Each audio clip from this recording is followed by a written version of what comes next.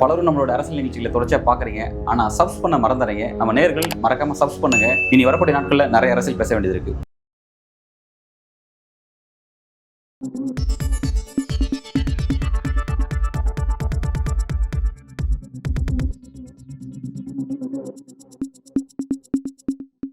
பிரியன் sir வணக்கம்.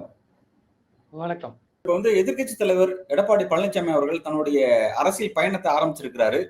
First Kovai மாவட்டம் மேட்டுப்பாளையத்திலிருந்து தன்னோட பயணத்தை ஆரம்பிச்சிருக்கிறாரு. இந்த பயணம் எப்படி 2026 தேர்தலில் எடப்பாடி பழனிசாமி கை கொடுக்கும் நீங்க பாக்குறீங்க?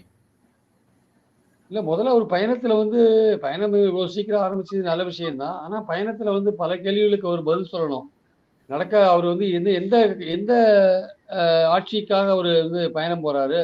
அதிமுக ஆட்சிக்காக பயணம் போறாரா? தேசிய ஜனநாயக முன்னணி கூட்டணி ஆட்சிக்காக பயணம் போறாரா? முதல்வர் கேண்டிடேட் அவர் தானா, இல்ல வேற யாராதா? ஏன்னா கடைசியா அமித்ஷா சொன்ன விஷயம் என்னன்னா, அதிமுகல இருந்து ஒருத்தர் முதல்வரா வருவார் தான் சொன்னாரு தவிர எடப்பாடி பேரை சொல்லல. அதே மாதிரி பாஜகவும் பங்கு பெறும், நாங்க இலாக்காவை தீர்மானிச்சுப்போம் தேர்தலுக்கு அப்புறம் சொன்னாங்க அவங்க பாஜக. அதுக்கெல்லாம் பதில் சொல்லணும். நீங்க தேசிய ஜனநாயக முன்னணி சார்பா போறீங்களா, இல்ல அஇஅதிமுக தனிப்பட்ட முறையில் ஆட்சி அமைக்குமா, கூட்டணி கவர்மெண்ட் தான் சொல்லி ஓட்டு கேட்க போறீங்களா, இல்ல நாங்க தனிப்பட்ட முறையில ஓட்டு கேட்க போறீங்களா? அவ கூட்டணி தினகரன் கூட நீங்க சொல்றாரு, பாஜக கூட்டணியில் இருக்கிற தினகரன் கூட்டணி ஆட்சி தான் வரப்போகுது தமிழ்நாட்டில் இருந்தாரு. உங்க பதில் என்ன? மக்கள்கிட்ட ஒரு குழப்பம் இருக்கு, அதை தெளிவுபடுத்துங்க. உங்க பயணத்துல நீங்க தெளிவுபடுத்த வேண்டிய விஷயம், நடக்க போறது அதிமுக தனிப்பட்ட ஆட்சியா, தேசிய ஜனநாயக கூட்டணி ஆட்சியா? கூட்டணி ஆட்சியா அதுல பாஜக பங்கு பெறுவது உறுதியா? பாஜக உங்க கூட்டணி மெகா கூட்டணின்னு சொன்னீங்க. உங்க 2 கட்சியை தவிர பெரிய கட்சிகள் அதுல யாருமே இல்ல, யாருமே வரல. என்ன காரணத்தினால வரல? சோ நீங்க கிளாரிஃபை பண்ணணும். பாஜக பங்கு பெறுகிற பாஜகவோட நீங்க கூட்டணி வைக்கிறதுனால உங்களுக்கு சாஃப்ட் இந்துத்துவ ஓட்டுகள் கொஞ்சம் வரலாம், ஹார்ட் இந்துத்துவ ஓட்டுகளும் வரலாம். நீங்க இழக்கிறது பாஜக மேல பல குற்றச்சாட்டுகள் இருக்கு. தமிழ்நாட்டுக்கு பாஜக செய்கிற துரோகங்கள் இருக்குல்ல, நிதி கொடுக்காம இருக்கிறது, மொழியை திணிக்கிறது, பண்பாட்டை அழிக்கிறதுன்னு பல விஷயங்கள் இருக்குல்ல. அப்ப அதுக்கெல்லாம் அந்த லயபிலிட்டி எல்லாம் உங்க முதுகுல வருது இல்ல, அதுக்கெல்லாம் நீங்க பதில் சொல்ல வேண்டிய கட்டாயம் இருக்கு இல்லையா? சோ நீங்க பாஜகவை தோல்ல சுமந்து நீங்க போகும்போது அது ஆட்சியிலையும் பங்கு பெற ஒரு விஷயம் வந்ததுன்னா, அது ஏற்கனவே தமிழ்நாட்டுல பலவிதமான பிரச்சனைகளை நிர்வாகத்துக்கு கொடுக்கிறப்போ பாஜக பங்கு பெறும் ஆட்சி எப்படி இருக்கும்னு மக்கள் யோசிக்க மாட்டாங்களா?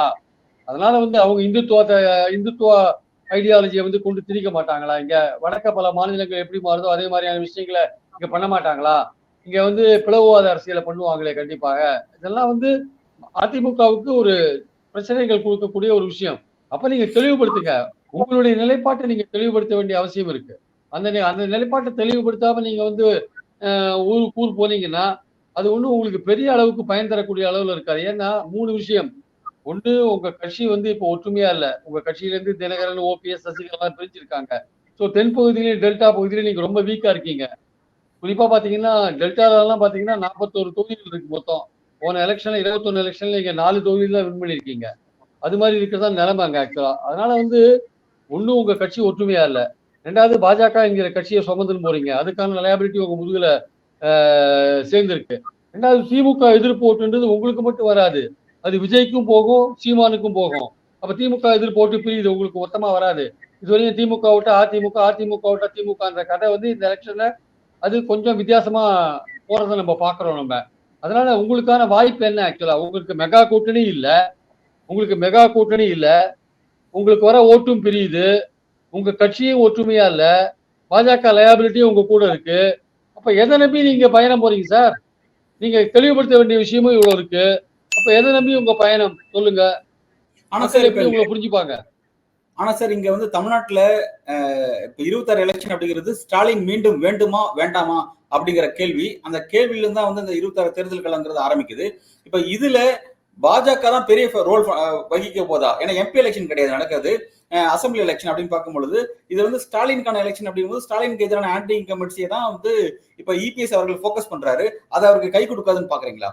அவரை பொறுத்த மட்டும் சார், அவர் பாஜகவோட லயபிலிட்டியை சுமக்க வேண்டிய கட்டாயத்தில் இருக்காரு. 2வது ஒரு மெகா கூட்டணி அமைக்க முடியாத லெவல்ல இருக்காரு. 3வது திமுகவுக்கு எதிரான ஓட்டுகள், திமுகவுக்கு எதிராக பேசலாம், திமுகவுக்கு எதிரான ஓட்டுகள் வரலாம். ஆனா முழுமையா அவருக்கு அந்த ஓட்டுகள் வரதுக்கான வாய்ப்புகள் இல்லை. 2வது அவர் கட்சி ஒற்றுமையா இல்லை. தென்பகுதிகளையும் டெல்டாலையும் ரொம்ப போரா இருக்கு. போன வாட்டி பார்லிமெண்ட் எலெக்ஷனே அதோட விளைவுலாம் நம்ம பார்த்தோம் நம்ம. அதனால 2வது அவர் ஆட்சியை பத்தின விஷயங்கள் கிளாரிஃபை பண்ண வேண்டிய அவசியம் இருக்கு. இவ்வளவு விஷயங்களோட ஒரு பயணம் போறாரு அவர் ஆக்சுவலா. வெறும் ஆட்சிக்கு திமுகவுக்கு எதிரான விஷயங்களை பத்தி பத்தி மட்டும் அவர் சொல்லலாம். ஆனா அந்த ஓட்டு வந்து முன்பு மாதிரி அதிமுகவுக்கு தான் கிடைக்கணும் உறுதி கிடையாது. அது சீமானுக்கும் போகும், விஜய்க்கும் போகும். அப்படி போகும்போது உங்களுக்கு முழுசா கிடைக்காதுன்றதுதான் பாயிண்ட் ஆக்சுவலா. அதனால உங்க ஓகே. பயணம் வந்து எந்த அளவுக்கு சக்சஸ்ஃபுல்லா இருக்குன்றது கேள்விக்குறி. ஓகே. நீங்க கேள்விக்குறிங்கிறத குறிப்பிட்டிருக்கீங்க. ஆனா வந்து இப்ப நீங்க சொல்லக்கூடிய டைமென்ஷன்ஸ் எல்லாம் அவரும் யோசிச்சிருப்பாரு. இந்த மாரி நீங்க ஒரு 4 விதமான விஷயத்த நீங்க பட்டியலிட்டு காமிச்சீங்க. திமுக எதிர்ப்பு வாக்குகள் தங்களுக்கு மட்டுமே வராது அப்படிங்கிற விஷயங்கள்லாம் இருக்கும். பட் வந்து மக்கள்ட்ட நாளைக்கு ஆப்ஷன் பார்க்கும்பொழுது வந்து ரெட்டை சின்னம்ங்கிறது ஒரு பெரிய சின்னம். அது வந்து இன்னைக்கு அவர்ட்ட தான் இருக்கு. அது நீண்ட காலமா தமிழ்நாட்டுல மக்கள் வாக்களிச்ச சின்னம். இப்ப அந்த சின்னம் அவர்ட்ட இருக்கும் பொழுது, உதயசூரியனுக்கு ஆப்போசிட்டா அந்த சின்னம் இருக்கக்கூடிய அதிமுக அப்படின்னு சொல்லி அந்த இடத்துல அவங்களுக்கு ஒரு கூடுதல் பிளஸ் இருக்குல்ல. இப்ப விஜய் ஒரு புதிய சின்னத்துல போட்டியிட்டாலும், சீமான் புதிய சின்னத்துல போட்டியிட்டாலும், பிரதான திமுக ஆளும் அரசுக்கு எதிரான வாக்குகள் அதிமுக வாக்களிக்கணும் போது அங்க ரெட்டல் இருக்கு. அப்ப அது ஒரு கூடுதல் பிளஸ் இல்ல உங்களுக்கு. ரெட்டலை இருந்தா என்ன சார்? போன வாட்டி ரெட்டல் இருந்த நாடாளுமன்ற தேர்தலில் கூட தான் ரெட்டல் இருந்தது. சட்டமன்ற தேர்தலில் கூட தான் ரெட்டல் இருந்தது. அதுக்கும் ஜெயிச்சிட்டாங்களா என்ன? ரெட்டலை மோசமான தோல்வியெல்லாம் பார்த்திருக்காது. 96ல பார்க்கலையா? 4 இடங்கள் தான் வாங்கினாங்க. ரெட்டல் இருந்தா மட்டும் வின் பண்ணிட்டீங்களா? 2004 பார்லிமெண்ட் எலெக்ஷன்ல சுத்தமா 40 தொகுதியும் ஜெயலலிதா இருக்கும்போதே போச்சு. இப்போ பழனிசாமி வந்த பிறகு ரெட்டையில தானே போட்டி போட்டு இருக்காரு. தோத்து தானே இருக்காரு. தொடர்ந்து வின் பண்ணி இருக்காரு. அது ரெட்டைலை மட்டுமே ஒரு விஷயம் கிடையாது. ரெட்டைலையோட நீங்க முதல்ல பழனிசாமி செல்வாக்கு மிக்க தலைவர் கிடையாது சார். ஜெயலலிதா மாதிரி ஒரு செல்வாக்கு மிக்க தலைவரே தோல்வி அடைஞ்சிருக்காங்க ரெட்டையிலையை வச்சுட்டு. இவர் செல்வாக்கு மிக்க தலைவரும் கிடையாது. கட்சியும் முழுசா ஒரு பக்கம் இல்ல. கட்சியும் பிளவுபட்டு இருக்கு. அப்படிலாம் இருக்கும்போது இவரால் எப்படி முழுசா ஓட்டு வாங்க முடியும்? சார் வந்து இப்ப எடப்பாடி பழனிசாமியுடைய செல்வாக்கு அப்படிங்கிற ஒரு விஷயத்த நீங்க வந்து ஃபோக்கஸ் பண்றீங்க. அந்த செல்வாக்க வந்து சரியக்கூடிய செல்வாக்க பேலன்ஸ் பண்ணணும். அத நிலைநாட்டணும் அப்படிங்கிறதுக்காக தான் வந்து தன்னோட பயணத்த வந்து அவரு ஆரம்பிக்கிறாரு. இந்த பயணம் அவருடைய செல்வாக்கு இன்கிரீஸ் ஆகுறதுக்கான வாய்ப்புகள் அவருக்கு வழங்காதா? அப்படின்ற ஒரு கேள்வி இருக்கு. இல்ல அவரோட பயணம் வந்து செல்வாக்க உயர்த்தறதுக்கான வாய்ப்புகள் வந்து ரொம்ப ரொம்ப குறைவு. ஏன்னா, அ பார்ட்டிய பத்தின மக்களுடைய பார்வை இருக்குல்ல. அந்த அந்த அந்த கட்சி வந்து ஒரு ஒன்றுபட்ட அதிமுகவா இருந்தா மக்களுடைய பார்வை நிச்சயமா அதுக்கு ஆதரவா இருக்கும். ஆனா இவர் வந்து யாரையுமே சேர்க்கறதுக்கு விரும்பல. சுயநலமா தன் பின்னாடி கட்சி இருக்கணும். தான் மட்டும் தான் கட்சியோட பொதுச் செயலாளர். தனக்கு போட்டி இருக்கக்கூடாதுன்னு அவர் நினைக்கிறார். ஸோ இந்த நினைப்பே வந்து கட்சிய பலவீனமா வச்சிருக்கு. மக்கள் பார்வையில பலவீனமா வச்சிருக்கு. வெறும் திமுக ஆட்சியோட குறைகள நீங்க பார்லிமெண்ட் எலெக்ஷன் முழுக்க நீங்க என்ன பேசுனீங்க? மோடிய பத்தி ஒரு வார்த்தை பேசுனீங்களா? மோடிய பத்தி ஒரு வார்த்தை பேசுனீங்களா? திமுக கவர்மெண்ட்ட பத்தி தானே பேசுனீங்க. அப்பவும் மக்கள் என்ன ஓட்டு போட்டாங்க? உங்களுக்கு 7 இடத்துல நீங்க 3வது இடத்துக்கு தள்ளப்பட்டீங்க. ஒரு இடத்துல 4வது இடத்துக்கு தள்ளப்பட்டீங்க நீங்க. அப்படிலாம் இருக்கும்போது உங்களுடைய பர்சனாலிட்டி நீங்க சுயநலமா செயல்படுறது தான் வந்து உங்க கட்சியை பின்னடைவை சந்திக்க காரணம். எதிர்காலத்துல கட்சி நல்லா இருக்கணும்னா நீங்க அனைவரையும் அரவணைத்து கொண்டு போக வேண்டும். 2வது பாஜகவோட நீங்க சேர்ந்திருக்கீங்க. இது கூட பாமகவோ, இது கூட தேமுதிகவோ சேர்ந்தா ஒரு மெகா கூட்டணியா ஃபார்ம் ஆறதுக்கு வாய்ப்பு இருக்கு. ஆனா உங்க 2 பேரை நம்பி யாரும் வரதுக்கு ரெடியாவே இல்ல. அதனால வந்து உங்க செல்வாக்கு ஏறதுக்கான வாய்ப்புகள் ரொம்ப குறைவு. சுயநலம் காரணமாக நான் மட்டும்தான் தலைவர் அப்படின்ற ரேஞ்சில நீங்க பயணத்தை மேற்கொள்றீங்க. அது வந்து உங்கள வேணா தக்க வச்சுக் கொள்ள உதவுமே தவிர, அது கூட இரட்டை இலை சின்னம்லாம் வந்து தேர்தல் கமிஷன் என்ன மாரி முடிவுகள் எடுக்க போறாங்கன்னு தெரியாது.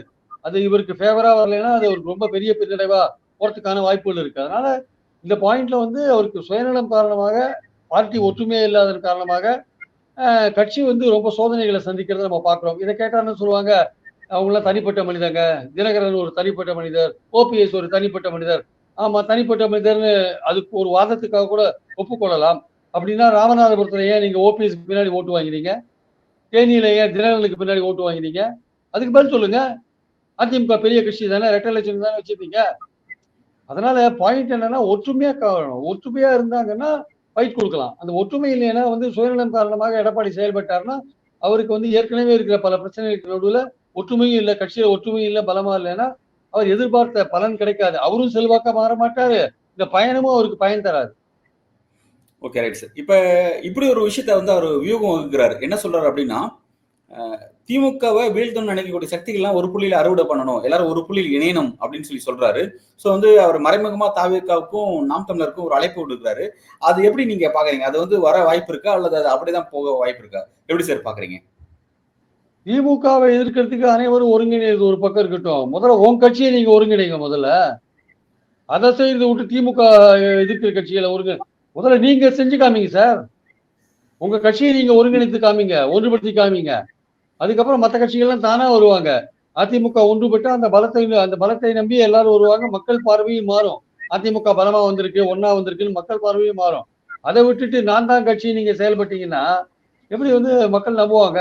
அதனால வந்து பாயிண்ட் என்னன்னா வந்து நீங்க பலமா இருந்தாலே தவிர உங்களை யாரும் நம்ப மாட்டாங்க. நீங்க வந்து பலமா இல்லைன்றதான் பாயிண்ட். உங்க வாக்கு வங்கி குறைஞ்சிட்டு இருக்கிறது ஒரு விஷயம், முக்கியமான விஷயம். அந்த வாக்கு வங்கியை நீங்க இந்த பயணத்தின் மூலமா உயர்த்த முடியும்னா, நீங்க திமுகவுடைய குறைகள் நிறைய இருக்கு சொல்றதுக்கு. நான் இல்லைன்னு மறுக்கவே இல்லை. ஆனால் அதோடைய பயன் வந்து உங்களுக்கு முழுசா வராது. வரதுக்கான வாய்ப்பு இல்ல. அது பிரிந்து போறதுக்கான வாய்ப்புகள் தான் அதிகமா இருக்கு. அதனால வந்து நீங்க வந்து இந்த தேர்தல் வரப்போற 26 தேர்தல் நீங்க அணுகணும்னா, முதல்ல திமுகவை எதிர்க்கலாம் ஒண்ணா வராங்கன்னு சொல்லாதீங்க. முதல்ல அதிமுகவை ஒருங்கிணைங்க. அப்புறம் மத்தவங்கள ஒருங்கிணைக்கிற வழிய பார்க்கலாம். இல்ல சார், இப்ப நீங்க ஒரு விஷயத்த திரும்ப திரும்ப சொல்லிட்டு இருக்கீங்க. கட்சி பலவீனமா இருக்கு. ஓபிஎஸ் ஃபேக்டர், தினகரன் ஃபேக்டர்லாம் வந்து பிரிஞ்சு போயிருக்குன்னு சொல்றீங்க. அதை ஒருங்கிணைக்கிறதுல அவரோட கவனம் எந்த அளவுக்கு இருக்கு? அதை அவர் எந்த அளவுக்கு திங்க் பண்றாரு? எடப்பாடி பழனிசாமி அதை எந்த அளவுக்கு யோசிக்கிறாரு? அதை பத்தி அவர் திங்க் பண்ற மாதிரியே தெரியல. அவங்க எல்லாம் வந்தா நமக்கு ஆபத்துன்னு நினைக்கிறார். சுயநலமா நினைக்கிறார். கட்சியோட எதிர்காலத்தை பத்தி நினைக்கல. தன்னுடைய எதிர்காலம், தன்னுடைய அரசியல் நினைக்கிறார். ஆனா ஒண்ணு மட்டும் நிச்சயம். இதே மாதிரி திமுக, அதிமுக, பாஜக கூட்டணி வந்து எந்த விதமான கட்சி இல்லாம தனியா வந்து போனாங்கன்னா, தேர்தலை சந்திச்சாங்கன்னா, கண்டிப்பாக 26 தேர்தல் வந்து எடப்பாடிக்கு வாழ்வாசாவா தேர்தலா மாறிடும். அதுல அவர் தோத்தாருன்னா கட்சியை அவர் தூக்கி போட்டோம். இதுவரையும் பொறுத்துட்டு இருக்காங்க கட்சியில இருக்கிறவங்க எல்லாருமே. கட்சியில இருக்கிற பாதி பேருக்கு பாஜகவோட கூட்டணி பிடிக்கவே இல்லை. ரெண்டாவது பாஜகவோட கூட்டணி அமைச்சனால மெகா கூட்டணி அமைய மாட்டேங்குது. மற்ற கட்சிகள் வரமாட்டேங்கிறாங்க. ஸோ அதனால வந்து யோசிக்கிறாங்க. கட்சியில இருக்கிற பாதி பேர் பாஜக கூட்டணி வேண்டாம்னு நினைக்கிறாங்க. என்ன நேத்து வரையும் என்ன நினைச்சிருந்தாங்கன்னா, பாஜக கைவிட்டுருவாரு எடப்பாடி எப்படியாவது தேர்தல் நெருக்கத்துல கைவிட்டாருன்னா, கைவிட்டு தாவேக்காவோட சேர்ந்துருவாருன்னா அதிமுக தொண்டர்கள் பலர் எதிர்பார்த்தாங்க. ஆனா விஜய் வந்து அதுக்கு ஒரு ஃபுல் ஸ்டாப் வச்சுட்டாரு. அப்போ நேத்து அதிமுக தொண்டர்கள் ரொம்ப ஏமாந்து போயிட்டாங்க, சோர்ந்து போயிட்டாங்க. ஐயோ நமக்கு பாஜகவோட தான் போகணும் போல இருக்குன்ட்டு. பாஜகவோட போகணுன்ற ஒரு சிந்தனையே வந்து அதிமுக தொண்டர்களுக்கு வந்து ஒரு சோர்வை கொடுக்குது ஆக்சுவலா. அதனால வந்து இவர் சேர்ந்தது வந்து இவருடைய நன்மைக்காகவும் அந்த அதிமுக இருக்கிற ஒரு சிலர் சிபிஐ இடிக்கு எல்லாம் பயந்துன்னு போய் சேர்ந்துட்டாங்களே தவிர, மத்தபடி வந்து அதிமுக தொண்டர்களை கேட்டீங்கன்னா தாவேக்காவோட தான் நம்ம கூட்டணி வைக்கணுன்றதுல உறுதியா இருந்தாங்க. ஆனா அது இப்ப நடக்கல கடைசியில. ஆனா சார், இப்ப வந்து தேர்தலுக்கு இன்னும் 8 மாசம் 10 மாசம் கிட்ட இருக்கு. இதுக்கிடையில எந்த பேட்டர்னும் மாறாதா, அல்லது 4 முனை போட்டியே தான் பயணிக்க போகுது அந்த களம்? நீங்க அதை எப்படி பாக்குறீங்க சார்? இல்ல கண்டிப்பா வந்து தேர்தல் நெருக்கத்துல வந்து மாறாதான்னா அரசியல்ல நம்ம எதையுமே ரூல் அவுட் பண்ண முடியாது. அதுக்கான வாய்ப்புகள் இருக்கிறத நான் பாக்குறேன். ஏன்னா தேர்தல் சமயத்துல 4 முனை போட்டின்னு வரும்போது அது திமுகவுக்கு ரொம்ப அட்வான்டேஜா இருக்கும். திமுகவுக்கு அட்வான்டேஜா இருக்கும்போது விஜயோடைய நோக்கமும் திமுக ஒழிப்பதா இருக்கு, அகற்றணும் இருக்க எண்ணம் இருக்கு. அதிமுகவுக்கும் அகற்றணும் எண்ணம் இருக்கு. 2 பேருக்கும் நடுவில் என்ன பிரச்சனைன்னா அதிகாரத்தை பங்கு போடுறதுல பிரச்சனை, சீட்டுகளை ஒதுக்குறதுல பிரச்சனை. ஆனால் திமுக தான் மீண்டும் ஆட்சிக்கு வரும். அதை தடுக்கிறதுக்கு நம்ம ஒண்ணு சேர்ந்தாலே தவிர நம்ம டஃப் ஃபைட் கொடுக்க முடியாதுன்னு நினைச்சிட்டாங்கன்னா, அந்த நெருக்கடி வந்ததுன்னா, தேர்தல் நெருக்கத்துல அந்த நெருக்கடி வந்ததுன்னா கண்டிப்பா அவங்க ஒண்ணு சேர்ந்துருவாங்க. அதுதான் என்னுடைய கருத்து ஆக்சுவலா.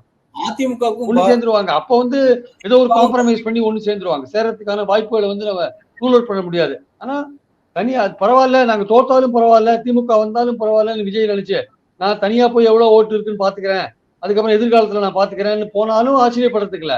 இல்ல இல்ல இந்த எலெக்ஷன்லயே திமுக தோக்கடிக்கணும், நம்ம வந்து அதிமுக சேரணும். சேர்ந்தா திமுக கூட்டணியிலேயே சில கட்சிகள் வரலாம், இல்ல பாமக, தேமுதிக போன்ற கட்சிகள்லாம் வரலாம். அப்ப மெகா கூட்டணி அமைக்கிறதுக்கான வாய்ப்புகள் இருக்கு அப்படின்னு நினைச்சு பாஜகவை தனியா கழட்டி விட்டுறலாம், கழட்டி விட்டு வந்தா அப்படின்னு அதிமுக போனால் அது மாதிரி ஒரு கூட்டணி அமைறதுக்கான வாய்ப்புகள் இருக்கு. ஏன்னா அது விஜய் உங்க கூட்டணிக்கு வரமாட்டார் போல் இருக்கே அப்படின்னு கேட்டப்போ எடப்பாடி வந்து தெளிவான பதிலே சொல்லலையே. திமுக எதிர்ப்பவர்கள் எல்லாம் ஒன்னா வாங்கன்னு சொல்றாரு தவிர விஜய் பத்தி விமர்சனமே பண்ண மாட்டேங்கிறாரு. விஜயும் அதிமுக பத்தி விமர்சனம் பண்ண மாட்டேங்கிறாரு. 2 பேரும் ஒருத்தருக்கு ஒருத்தர் ரொம்ப சாஃப்டா தானே இருக்காங்க. ஏன் சாஃப்டா இருக்காங்க? அதுக்கு பின்னாடி ஒரு ரகசியம் இருக்குல்ல. சாஃப்டா இருக்கிறதுக்கு பின்னாடி ஒரு ரகசியம் இருக்குல்ல. தேர்தல் நெருக்கத்துல என்ன மாதிரி சுச்சுவேஷன் வரும்னு தெரியாது. அப்போ ஒண்ணு சேர வேண்டிய கட்டாயம் வரும்ல. அதனால 2 பேரும் ஒருத்தருக்கு ஒருத்தர் முதுகு சொரிஞ்சுன்னு சாஃப்டா இருக்காங்க. தற்போதைய வரைக்கும் பாத்தீங்கன்னா திமுக கூட்டணி ஃபுல்லா இருக்கு. அதுல வேற யாருக்கும் அகாமடேஷன் பண்ண முடியல அப்படின்ற மாதிரி ஃபுல்லா இருக்குன்னு சொல்லி செய்திகள் வந்துட்டு இருந்துச்சு. ஆனா இன்றைக்கு வரக்கூடிய செய்திகள் என்னவா இருக்குன்னா, பாமகவுடைய 2 அணியில ஒரு அணியா இருக்கக்கூடிய ராமதாஸ் அணி வந்து இப்ப திமுக அணிக்கு வர வாய்ப்பு இருக்கு. அதே மாதிரி தேமுதிக உள்ள வர வாய்ப்பு இருக்கு அப்படிங்கிற மாதிரியான விஷயங்கள் போயிட்டு இருக்கு. சோ வந்து இது எந்த அளவுக்கு உண்மையான செய்தியா இருக்கு? ரெண்டாவது, இது இப்படியே போச்சு அப்படின்னா அப்ப அதிமுக என்ன வாய்ப்புகள் இருக்கு, எப்படி களம் இருக்கும் அப்படிங்க பாக்குறீங்க? இல்ல அதாவது பாமக 2ஆ இருக்கிற பாமக ஒரு பகுதி வந்து திமுகவோட பேச்சுவார்த்தை நடத்திட்டு இருக்கு. அதாவது டாக்டர் ராமதாஸ் தலைமையில் இருக்கிற அணி வந்து பேச்சுவார்த்தை நடத்திட்டு இருக்குன்ற ஒரு விஷயம் பரவலா பேசப்பட்டா கூட எனக்கு தெரிஞ்ச வரையும் வந்து தேர்தலுக்குள்ள அந்த பாமகவோட 2 அணிகளையும் ஒன்றுபடுறதுக்கான வாய்ப்பு இருக்கு. அப்படி ஒன்றுபட்டா அது வந்து திமுகவோட சேர்றதுக்கான வாய்ப்புகள் ரொம்ப ரொம்ப குறைவா இருக்கிறத நான் பாக்குறேன் ஆக்சுவலா. தேமுதிக சேருவதற்கான வாய்ப்பு அதிகமா இருக்கு. ஏற்கனவே மக்கள் நீதி மையம் அங்க இருக்கிறத நம்ம பாக்குறோம் நம்ம. அதனால பாமக வந்து தேர்தலுக்கு முன்னாடி ஒன்றுபடுறதுக்கான வாய்ப்பும், அதே சமயம் திமுகல சேருவதற்கு ரொம்ப குறைவான வாய்ப்பும் இருக்கு. ஏன்னா, பாமக வந்து திமுக அணியில இணைஞ்சாங்கன்னா, ஒண்ணு விடுதலை சிறுத்தைகள் அங்க இருக்காது மட்டுமல்ல, கடந்த 3 தேர்தல்களாக பாமக இல்லாம தான் திமுக ஜெயிச்சுட்டு வந்திருக்காங்க. ஸோ அந்த அந்த ஓட்டு வங்கிய வந்து திமுக இழக்க வேண்டிய கட்டாயம் வரும். அதனால வந்து பாமகவை அது ஒன்றுபட்ட பாமகவோ, பிளவுபட்ட பாமகவோ எதையுமே வந்து திமுக தன்னுடைய அணியில் சேர்க்குமா என்பது ஒரு கேள்விக்குறியான விஷயமா தான் நான் பார்க்கிறேன் ஆக்சுவலா. சார், ஆனா வந்து இப்படி ஒரு விஷயம் சொல்லப்படுது. இப்ப வந்து தமிழ்நாடு அளவுல, சட்டமன்ற அளவுல எடுத்து பேசும்பொழுது வந்து பாமக 2 பிளவா பிரிஞ்சிருச்சு. யார் குரடா அப்படிங்கிறத 2 விதமான டிசிஷன் வந்துருச்சு அப்படிங்கிறத பார்க்கிறோம். அப்படி இருக்கும் பொழுது ஒரு பக்கம் பாமக, ராமதாஸ் தலைமையிலான பாமக அப்படிங்கிறது பார்த்தீங்கன்னா, அந்த பாமகவ விசிகவுடைய நிர்வாகிகள் பாராட்டுறது, ராமதாஸ பாராட்டுறது, அதே மாரி வந்து பார்த்தீங்கன்னா 2 பேருக்கு ஒரு இணக்கம் இருக்க மாரியான ஒரு விஷயங்கள் வந்து பேசப்படுது. ஸோ வந்து அப்ப கிளியரா வந்து ராமதாஸ் பாமக உள்ள வரப்போகுது அப்படின்ற மாரியான செய்திகள் வந்துட்டு இருக்கு. அதுக்கான வாய்ப்புகள் இல்ல அப்படின்னு நீங்க மறுக்கிறீங்களா? எப்படி பார்க்குறீங்க சார்? இல்ல அதுக்கான வாய்ப்புகள் ரொம்ப குறைவு. அதாவது அடிப்படையில ஒரே விஷயம் தாங்க. பாமக இல்லாத ஒரு ஓட்டு வங்கிய வந்து திமுக உருவாக்கி வின் பண்ணிட்டு வந்துட்டாங்க 3 எலக்ஷன்ஸா. அதனா அந்த வன்னியர்களோட ஒட்டுமொத்த ஓட்டு பாமகவுக்கு போறதில்ல. வன்னியர்கள் ஓட்டு பிரிஞ்சு தான் இருக்கு. அது விக்கிரவாண்டியில பெருமளவு திமுகவுக்கு தான் ஓட்டு போட்டாங்க வன்னியர்கள். அதனால ஈவன் ஜெனரல் எலக்ஷன்ஸ்ல கூட இப்ப வரப்போற 26 எலக்ஷன்ல கூட வன்னியர்கள் வந்து பாமகவுக்கு கொஞ்சம் போடுவாங்க. திமுகவுக்கு கொஞ்சம் போடுவாங்க. அதிமுகவுக்கு கொஞ்சம் போடுவாங்க. அதனால வன்னியர்கள் ஓட்டு வந்து முன்பு இருந்த மாரியான ஒரே இடத்துல அது குமிந்து கிடக்கல. 2001, 2006லலாம் வந்து வன்னியர்கள் வந்து வின்னிங் கேண்டிடேட் டிசைட் பண்ற லெவல்ல இருந்தாங்க. இப்போ அந்த ஓட்டு வங்கி குறைஞ்சிருக்கு. அப்புறம் 11லேருந்து அவங்க தோல்வியே பார்த்துட்டு இருக்காங்க அவங்க. ஆனா ஓட்டு வங்கி ரொம்ப குறைஞ்சிருக்கு. 2வது திமுக வந்து கடந்த 3 எலக்ஷனா வன்னியர் பாட்டாளி மக்கள் கட்சி இல்லாம தான் வெற்றியே பார்த்துட்டு இருக்காங்க. எதுக்காக அவங்க வந்து அந்த வெற்றியை தொடர்றத தான் விரும்புவாங்களே தவிர, பாமகவ இழுக்கிறது மூலமாக வன்னியர் அல்லாத ஒரு ஓட்டு வங்கியை நீங்க இழக்க நேரிடும். தலித் ஓட்டு வங்கியை இழக்க நேரிடும். அதெல்லாம் விரும்ப மாட்டாங்க திமுக. அதனால இது சம்பந்தமாக பேசப்படுற பேச்சுக்கள்லாம் செல்வ பெருந்தகை அவர்கள் வந்து ராமதாஸ சந்திச்சது அப்படிங்கிறது அவரோட தனிப்பட்ட இன்ட்ரெஸ்ட்டா? அதுல அதுக்கும் திமுகவுக்கும் சம்மந்தமே இல்ல அப்படின்னு நீங்க பார்க்குறீங்களா? இல்ல அதாவது வந்து அது ஒரு வகையில வந்து கிட்டத்தட்ட வந்து திருமாவளவன் சிலபோது பேசுற பேச்சுக்கள் வந்து திமுக கூட்டணிக்கு சங்கடத்தை விளைவிக்கிற மாரி இருக்கிறதுனால, ஒருவேள செல்வ பெருந்தகை இந்த மாரியான ஒரு செயல்பாடுகள் மூலமாக திருமாவளவனை சங்கடப்படுத்துகிறாரோன்ற ஒரு விஷயம் இருக்கு. திருமாவளவனுக்கும் திருமாவளவனுக்கும் செல்வ பெருந்தகைக்கும் என்ன பிரச்சனை இருக்குன்னு நமக்கு தெரியாது.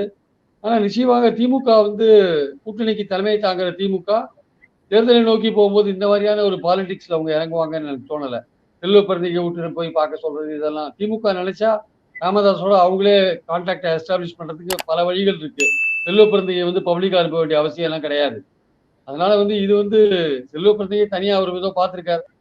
இதெல்லாம் வந்து ஒரு நியூஸ் தானே சார். ஒரு அரசியல்வாதிக்கு அன்னன்னைக்கு தான் எப்படி செய்தியில் அடிபடணும்னு யோசிப்பாங்க. சரி இப்படி பண்ணா அடிபடலாமோ, சரி ராமதாஸ நம்ம போய் பார்த்துட்டு அவர நலம் விசாரிச்சுட்டு வரலாமோன்னு போயிருக்கலாம். இது பலவிதமான ஊகங்கள கிளப்பும் அரசியல் உலகத்துல. அது கொஞ்ச நாள் பேசு பொருளா இருக்கட்டும்னு கிளப்பலாம். திமுக சின்சியரா பார்த்தீங்கன்னா, அந்த மாரி முயற்சிகள் எடுக்கிறதுலாம் செல்வ பெருந்தகை மூலமாலாம் எடுக்க வேண்டிய அவசியம் இல்ல என்பது என்னுடைய கருத்து. நல்ல சார். கடைசியா நல்ல சில ட்விஸ்ட் இருக்கு அப்படின்னு நீங்க திரும்ப திரும்ப சொல்லிட்டே இருக்கீங்க. அதுக்கான வாய்ப்புகள் இருக்கு அப்படிங்கிற மாரியான தான் களம் போகுது அப்படின்னு சொல்றீங்க. அத நோக்கி தான் களம் நகருதா? அல்லது என்ன விதமான மாற்றம் வரப்போகுது அப்படிங்கிறத பொறுத்திருந்து பார்க்கலாம் சார். உங்களோட வருகைக்கும், கருத்துக்கும் நன்றி. Thank you.